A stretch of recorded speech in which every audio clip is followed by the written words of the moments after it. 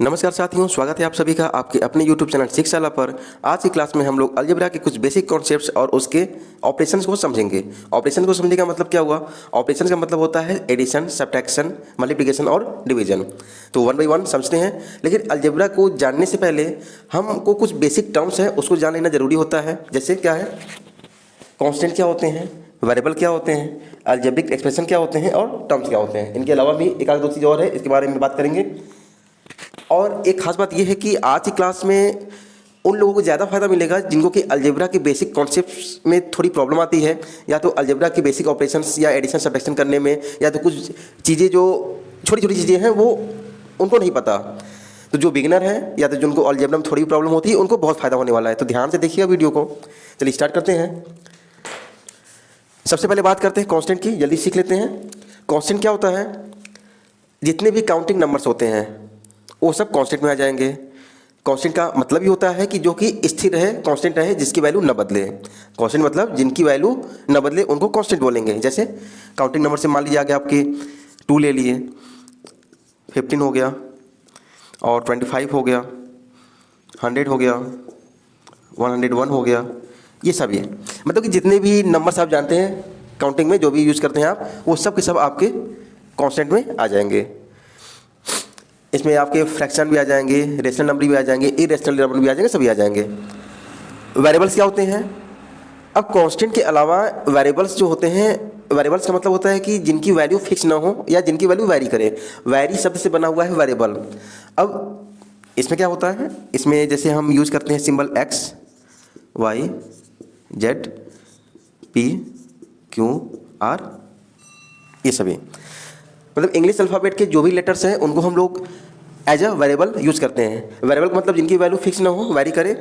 इसका मतलब क्या हुआ, जैसे मान लीजिए किसी इक्वेशन में एक्स की वैल्यू हमारे पास 2 आई है, एक्स को हमने 2 माना, तो हो सकता है किसी दूसरे क्वेश्चन में हमने एक्स की वैल्यू को 5 माना हो सकता है वाई की वैल्यू किसी कहीं 10 आई हो और कहीं 100 आ गई हो। ठीक, मतलब इनकी वैल्यू कहीं फिक्स नहीं है, वो अलग अलग क्वेश्चन में, अलग अलग इक्वेशन में अलग अलग वैल्यू ये ऑक्यूपाई करते हैं या अलग अलग वैल्यू इनकी होती है। ठीक है, तो देख लेते हैं कांस्टेंट क्या है। कांस्टेंट जिनकी वैल्यू फिक्स होती है, नंबर्स आ जाते हैं।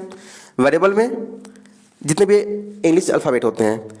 अब आगे जब अभी तो बिगनर है तो ये ठीक है इतना, लेकिन आगे का कॉन्सेप्ट क्या होता है, कांस्टेंट में भी हम अल्फ़ाबेट्स यूज करते हैं। कौन से अल्फ़ाबेट यूज करते हैं? जैसे ए, बी, सी, मोस्टली ये तीनों यूज करते हैं। या तो आप इनमें से भी कोई यूज कर सकते हैं, लेकिन वहाँ पर आपको मेंशन करना होगा कि where a, b and c are constant और x, Y, z are variables. Okay, चलिए अब अलजेब्रिक एक्सप्रेशन क्या होते हैं। अब अलजेब्रिक एक्सप्रेशन में आप क्या करते हैं, कांस्टेंट्स और वेरिएबल्स को मिलाकर ऑपरेशन की सहायता जब हम कंबाइंड रूप में लिखते हैं ना, उनको हम अलजेब्रिक एक्सप्रेशन बोल देते हैं। जैसे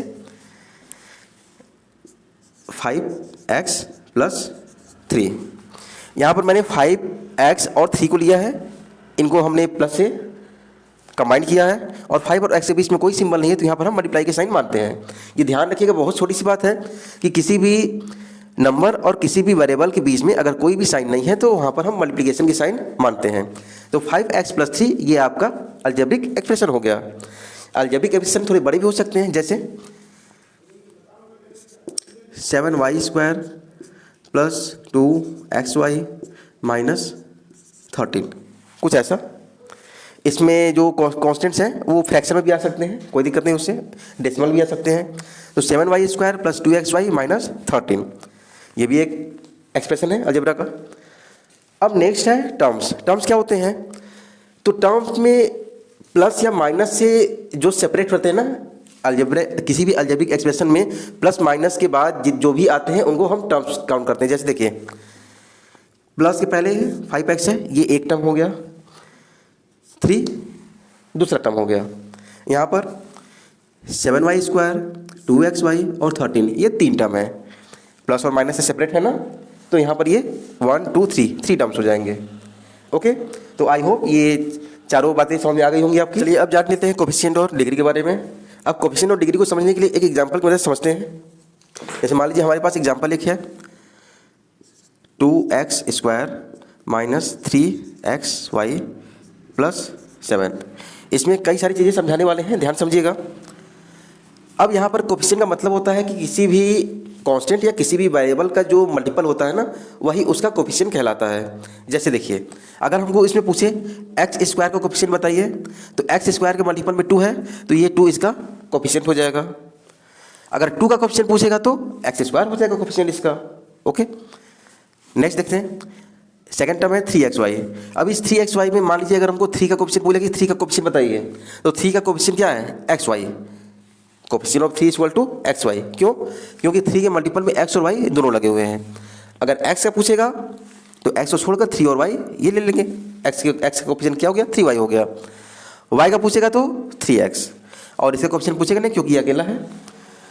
अब यहाँ पर कोफिशिएंट भी 2 टाइप के होते हैं, एक वेरिएबल कोफिशिएंट होते हैं, एक आपके कांस्टेंट कोफिशिएंट होते हैं। अगर यहाँ पर पूछ दिया कि हमको x का वेरिएबल कोफिशिएंट बताइए, तो अब x का वेरिएबल कोफिशिएंट पूछ दिया तो यहाँ पर आंसर आपका 3y नहीं होगा, आपका आंसर केवल y होगा, क्योंकि वेरिएबल y है, 3 तो y1 है नहीं। लेकिन कोफिशिएंट अगर पूछता है, अगर नॉर्मली ना वेरिएबल बोल रहा है ना कांस्टेंट बोल रहा है, केवल कोफिशिएंट बोल रहा है कि इसमें एक्स स्क्वायर कोफिशिएंट बताइए, तो जो कांस्टेंट होते हैं ना उन्हीं को हम लेते हैं। मतलब कांस्टेंट कोफिशिएंट से ही हमारा मतलब होता है, जब वेरिएबल कोफिशिएंट बोलेगा तब बोलेगा कि हाँ ये वेरिएबल कोफिशिएंट है। ओके, वैसे अगर जनरली पूछा जाए कि एक्स स्क्वायर का बताइए तो 2 हो गया, 3 का बताइए तो xy हो गया, y का बताइए तो 3x हो गया, x का बताइए तो 3y हो गया, ऐसे चलता है। ये हमारे पास एक एग्जाम्पल दिया हुआ है हमने, 7x² + 9xy + 5x - 13।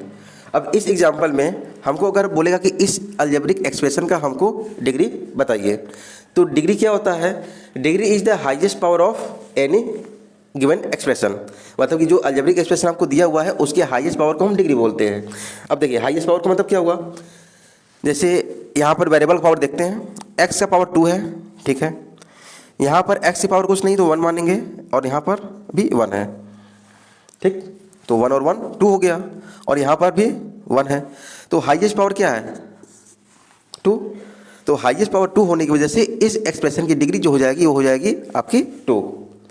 एक एग्जांपल और लेते हैं, मान लीजिए दिया हुआ है 5x² - 3x² y + 14। अब इसमें डिग्री पूछेगा तो इसमें क्या है, वेरिएबल का पावर देख लीजिए, x का पावर 2 है, और यहाँ पर x का पावर 2 है, y की पावर 1 है। हालांकि एक टर्म ये है, एक टर्म ये है, तो जिस टर्म का पावर सबसे अधिक होगा उसी को उस एक्सप्रेशन का डिग्री हम मान लेते हैं। तो यहाँ पर 2 आया है, यहाँ पर 2 और 1 3 आया, तो 3 इसका डिग्री हो जाएगा। ओके, चलिए अब इसके बाद अब हम एक चीज़ और जान लेते हैं जल्दी से, उसके बाद फिर सम और डिफरेंस को बता देते हैं। देखिए अलजेब्रा को सीखने के लिए जो अभी ये चीज़ें बताई जा रही हैं ये बहुत ही ज़्यादा इंपॉर्टेंट है, क्योंकि इन सब चीज़ों को जानने से पहले आप अलजेब्रा को पूरी तरीके से नहीं समझ सकते अच्छे से।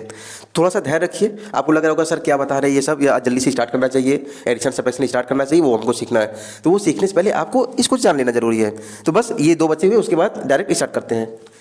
अब लाइक टर्म्स और अनलाइक टर्म्स क्या होते हैं, क्योंकि इसका बहुत ज़्यादा इंपॉर्टेंस है आपके एडिशन और सब्ट्रैक्शन में, तो ध्यान समझिएगा। आपके 4 एग्जांपल लिए हुए हैं, 2x 3y 5x 9xy। अब इसमें आपको बोला जा रहा है कि इसमें लाइक टर्म्स और अनलाइक टर्म्स बताइए।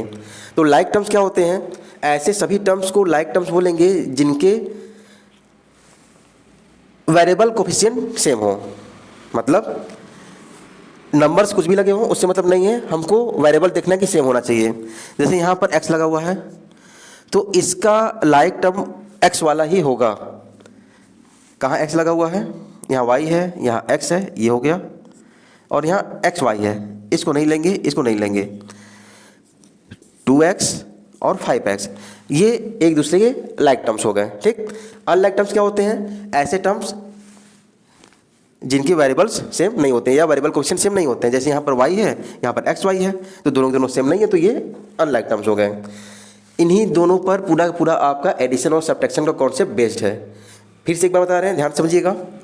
लाइक टर्म्स क्या होते हैं, जैसे एक एग्जांपल ले रहे हैं, 3x + 5y - 2x + 3y - 9xy, ऐसा कुछ। या तो इसमें थोड़ा सा और चेंज कर लेते हैं, यहाँ पर स्क्वायर, ठीक। अब हमको लाइक टर्म्स ढूंढने हैं, तो ये 3x है। अब हम केवल सर्च करेंगे कहाँ केवल x है। यहाँ पर देखिए कांस्टेंट 3 है और वेरिएबल x है, तो हम x वाले को ही हम सर्च करेंगे कि x वाला कौन है। यहाँ y है, ये नहीं है। यहाँ x तो है लेकिन स्क्वायर के साथ है। देखिए हमको सेम टू सेम लेना है, एक्स है तो एक्स एक्स वाला ही लेंगे, एक्स स्क्वायर नहीं चलेगा। अब यहाँ पर वाई है, यहाँ एक्स है लेकिन एक्स के साथ वाई लगा है तो नहीं लेंगे, मतलब एक्स का कोई भी लाइक टर्म इसमें नहीं मिला। अब वाई वाले का ढूंढते हैं, 5y का, इसका लाइक टर्म क्या है, तो वाई देखिए कहाँ पर है, यहाँ नहीं है, यहाँ है, तो इसका लाइक टर्म ये हो गया 3y, क्योंकि यहाँ भी वाई है यहाँ भी वाई है। आई होप समझ में आ रहा होगा बात। अब एक्स स्क्वायर और इसका कोई भी लाइक टर्म नहीं है, क्यों, क्योंकि स्क्वायर का कोई टर्म नहीं है, एक्स वाई वाला भी कोई नहीं है। ओके चलिए अब स्टार्ट करते हैं सम और डिफरेंस। देखिए ये हमारे पास कुछ एग्जांपल्स हैं जिनकी मदद से हम एडिशन और सब्ट्रैक्शन को समझेंगे। तो सबसे पहले एडिशन समझते हैं। यहाँ पर 3x + 5y + 9x - 2y। तो एडिशन और सब्ट्रैक्शन का सबसे बेसिक रूल है कि हम लाइक टर्म्स को ऐड करते हैं और अनलाइक टर्म्स को आपस में ऐड या माइनस नहीं कर पाते हैं। मतलब हमको अगर प्लस करना हो चाहे माइनस करना हो तो हम लाइक टर्म्स को ही आपस में प्लस माइनस करते हैं, अनलाइक टर्म्स आपस में प्लस या माइनस नहीं होते हैं। बस सिंपल सा ये रूल है। देखिए तो यहाँ पर 3x है, अब x वाला हम ढूंढेंगे, 3x है और ये 9x है ना। तो यहाँ पर अभी अगर आप बिगिनर हैं तो इसको पहले एक साथ लिखना पड़ेगा हमको। अगर करते करते एक्सपर्ट हो जाते हैं तो डायरेक्ट आप कर सकते हैं। 3x और 9x को एक साथ ले लेंगे हम, इसके बाद प्लस यहाँ y है, देखिए y वाला कहीं मिल रहा है कि नहीं, हाँ यहाँ पर y है, 5y और -2y। हाँ देखिए एक बात और जानिएगा, अगर आपको किसी भी टर्म का आपको साइन पूछता है कि इसका चिन्ह बताइए या साइन बताइए क्या होता है, तो उसके लेफ्ट साइड में जो लगा होता है वही उसकी साइन होती है। जैसे 3x के पहले कुछ नहीं लगा तो प्लस मानेंगे, 3x की साइन प्लस है, 5y की साइन प्लस, 9x की साइन प्लस, 2y की साइन माइनस। ठीक, तो यहाँ पर 3x और 9x देखिए ऐड करते समय कोफिशिएंट को ऐड करते हैं, मतलब कांस्टेंट कोफिशिएंट को। तो x तो दोनों के साथ लगा है तो ठीक है लाइक टर्म्स है, तो 3 और 9 को ऐड कर दीजिए, 3 और 9 12x। ओके फिर प्लस है, प्लस लगा दीजिए। 5 और 2 देखिए इनके बीच में डिफरेंस है, तो 5 और 2 को माइनस कर देंगे, तो 5 में से 2 गया, 3 बचा, 3y, तो 12x + 3y ये इसका आंसर आ गया। अब इसी तरह इसको करते हैं, डायरेक्ट करेंगे इसको, आप ऐसे लिखेंगे नहीं, 7xy, xy यहाँ पर है, xy वाला कहाँ है, यहाँ पर है, तो xy यहाँ पर, xy यहाँ पर, तो 7 और 8 को हम ऐड कर देंगे, 7 और 8 15 लिख देंगे xy। ये चीज़ ध्यान दीजिएगा, सम और डिफरेंस में हम यही करते हैं कि जो कांस्टेंट कोएफिशिएंट होता है उसको हम आपस में प्लस माइनस करते हैं, बाकी जो उसका वेरिएबल है वो उसके साथ लगा रहता है, और लाइक टर्म्स को ही आपस में प्लस माइनस करते हैं, ये जरूरी ध्यान रखिएगा। तो ये दोनों हो गए, बाकी ये 3y बचा, इसका कोई भी लाइक टर्म मिला नहीं तो लिख देंगे उसी तरह से प्लस 3y, ये हो गया।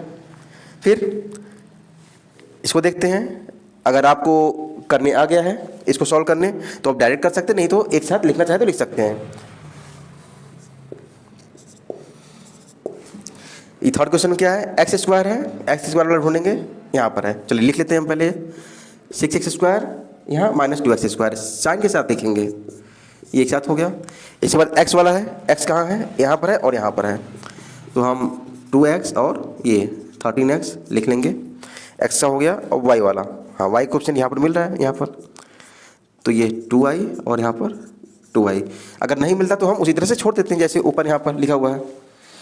अब 6 और 2 दोनों के बीच में माइनस है, तो 6 और 2 को हम माइनस कर देंगे, 6 में से 2 गया 4, एक्स स्क्वायर लगा दीजिए, प्लस है प्लस लगाइए।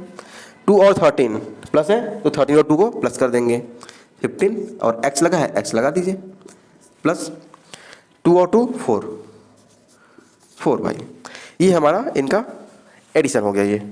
ठीक है, अब जल्दी से कुछ एग्जांपल की मदद से हम सब्ट्रैक्शन समझ लेते हैं, उसके बाद मल्टीप्लिकेशन और डिवीजन नेक्स्ट क्लास में समझेंगे। सब्ट्रैक्शन को समझने के लिए मैंने यहाँ 4 एग्जांपल लिया हुआ है। ये चारों एग्जांपल एकदम एक दूसरे से अलग अलग हैं। चारों एग्जांपल में 4 तरह के कॉन्सेप्ट को समझने को मिलेगा, ध्यान से देखिएगा। अब यहाँ पर 3x + 5y और 9x - 2y है। अब प्लस तो आप लोग समझ चुके हैं, मान लीजिए यहाँ पर हम माइनस लगा देते हैं, इनको को माइनस करना है। ठीक है, चलिए, तो अब माइनस करना है तो माइनस के लिए हमको ब्रैकेट ओपन करना होता है। ब्रैकेट ओपन करने का मतलब क्या होता है, देखिए पहले इसको हम लिख लेंगे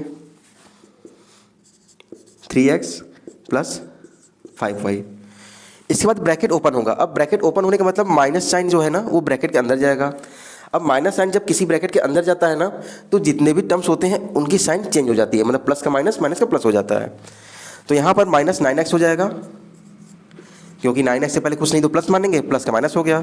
अब ये माइनस और माइनस मिलके प्लस हो जाएंगे, तो यहाँ पर प्लस 2y। बस आपका ये अब एडिशन वाला नॉर्मल क्वेश्चन हो गया आपका। अब इसको देखिए 3x और 9x।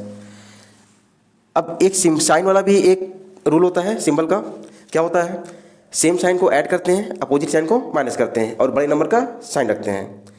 जैसे आपको अलजेब्रा में ये चिन्हों का नियम होता है, चिन्हों के नियम में क्या होता है, फिर सुन लीजिएगा, सेम साइन को ऐड करेंगे, अपोजिट साइन को माइनस करेंगे। सेम साइन मतलब प्लस प्लस हुआ चाहे माइनस माइनस हुआ तो उसको ऐड कर दीजिए, अगर प्लस माइनस या माइनस प्लस मिला तो उसको माइनस कर देंगे और बड़े नंबर जो होगा उसी का चिन्ह हम रख देंगे। जैसे देखिए यहाँ 3 है और यहाँ 9 है, यहाँ कुछ नहीं तो यहाँ प्लस मानेंगे, दोनों की साइन अपोजिट है तो 9 में से 3 को माइनस करिए, 6 हुआ, x लगा दीजिए। और 3 और 9 में से कौन बड़ा है, बिना चिन्ह के देखेंगे, 3 और 9 में से 9 बड़ा है तो 9 की सिंबल माइनस है तो माइनस लगा देंगे, ठीक। इसके बाद 5 और 2 दोनों प्लस है तो 7y हो गया आपका, ठीक है। इसके बाद नेक्स्ट ये है 3x माइनस 5y। अब 3x माइनस 5y यहाँ पर देखिए x है, x वाला कोई नहीं मिल रहा है, y वाला भी कोई नहीं है, तो इसका आंसर यही होगा, इसमें कुछ नहीं किया जा सकता, ये सेम इसी का आंसर होगा। अगर प्लस करना चाहे माइनस करना हो, अगर इसमें कोई भी लाइक टर्म्स हमको नहीं मिल रहा है तो आंसर हमारा वही हो जाएगा, नहीं प्लस माइनस कर सकते हैं, ठीक। अब यहाँ पर 2x प्लस 5y लिख लेते हैं, फिर माइनस ब्रैकेट के अंदर जाएगा, minus x minus 2y, sign change हो जाएगी सबकी। अब यहाँ पर 2x और माइनस x, अब x के पहले कुछ नहीं है ना तो यहाँ पर हम 1 मानेंगे, तो 2 में से 1 जाएगा, 1 बचेगा, तो यहाँ पर केवल हम x लिखेंगे, 1 नहीं लिखते हैं। और 5 और 2 ये प्लस में है, ये माइनस में है, तो अपोजिट साइन को माइनस करते हैं, तो 5 में से 2 गया 3, y लगा दीजिए और बड़े नंबर का साइन रखते हैं। 2 की साइन माइनस है, 5 की साइन प्लस है, 5 बड़ा है, प्लस है तो प्लस लिख दीजिए, x प्लस 3y, ये हमारा आंसर आ गया। अब लास्ट क्वेश्चन है आज की क्लास का, 7x स्क्वायर। अब देखिए ब्रैकेट एक्सपेंड होगा,